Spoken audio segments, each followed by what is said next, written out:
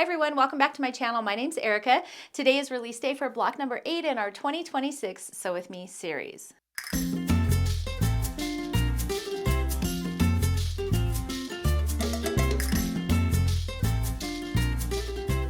So we are on block number 8, so we're pretty far into our Sew With Me series this year, but if you're new to my channel or new to our sew along, make sure to go back and watch video number 1. It has all the housekeeping information. Also, I have a playlist for the 2026 Sew With Me series here on YouTube, so you can see all the previously released videos. I will also have a link below this video to my blog post that has links to the free PDF for the Quilty version and the Stitchy version, along with fabric requirements, floss requirements, and all those things there. So you're going to want to check that out as well.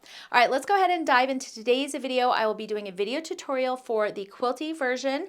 I will be showing you the Christmas version of that block, but at the end of that video I'll also be showing you my patriotic version as well. I think it helps to get a couple different ideas on putting these blocks together and mixing and matching fabrics. And then of course at the end I'll be showing you my stitchy progress as well. All right, let's go ahead and dive into today's tutorial.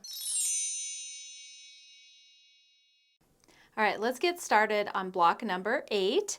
So for today's block, we are going to be making our half square triangles 8 at a time again. We have done this in previous blocks. I love doing this when we have a lot of the same half square triangles to make. Like I mentioned in previous blocks, since we'll be cutting on the bias, I highly recommend pre-starching your fabric pieces for this. I've been loving this acorn starch.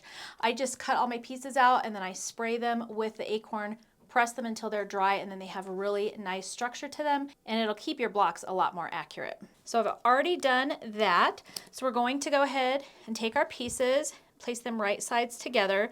The other thing I've also done is drawn a line from corner to corner on both diagonals on the back of my B square. We're going to take this to our sewing machine and we're going to sew 1/4 inch away from both sides of our drawn line. All right, so you can see there I've sewn 1/4 inch away from both sides of our drawn line. Now we're going to trim this into our 8 half square triangles. The first cut we're going to make is right along one of the diagonal lines. I'm not moving my fabric, I'm just carefully picking up my ruler. I'm going to move it to the next diagonal. And now we're going to trim in half both vertically and horizontally. So I'm just going to be using the vertical lines on my ruler. I'm also lining it up just with the center of that cut right here. So I know I'm right in the middle there. Also, these are a little bit larger than you need. So if you cut wonky or sew wonky, you should still be able to trim them up to perfect size. All right, and here we have 8 half square triangles. We're going to take these over to the pressing board. I am going to press them all towards the dark. And here are all of our half square triangles. I just pressed them all towards my dark fabric. And then we just need to trim these down. And whenever I do 8 at a time, I always make them larger than I need so I can trim them down. So for example, if we're going to trim this down to say 2 inches square, we want to line up the diagonal line on our ruler with the seam. So you can see that right along there. Here's my 2 inch square right here, so I just want to make sure that's on the seam, and then here's the tip of my ruler. Want to make sure that's on the seam. I'm actually trimming these slightly smaller, but 2.5 is easier to see.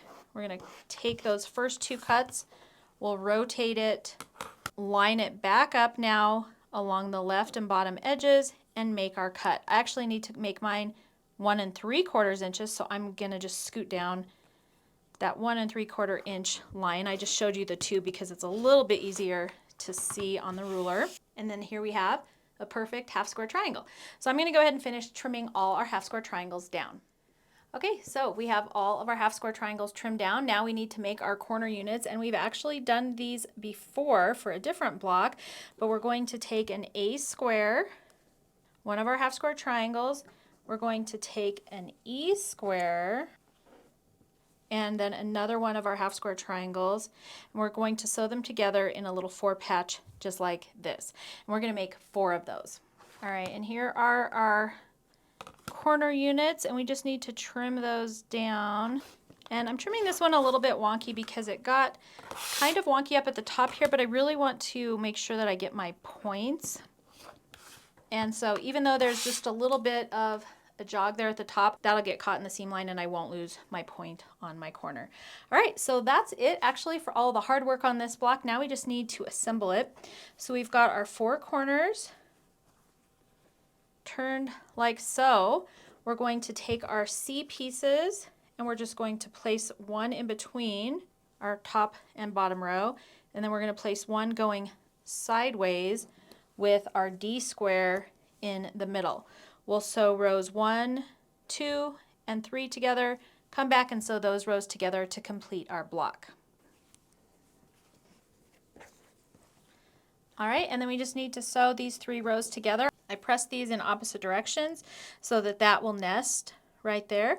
I'm going to sew this on, and then I'll come back and add our final piece. And you can pin right here if you want. You just want to make sure those seams nest. That way you'll have a nice perfect corner in the center of your block. And here is our finished block. We just need to trim it up. And I'm just adjusting my ruler so I do my best not to cut off any of my points. Some of them got a little bit close, but that's okay. And that is it for block number 8.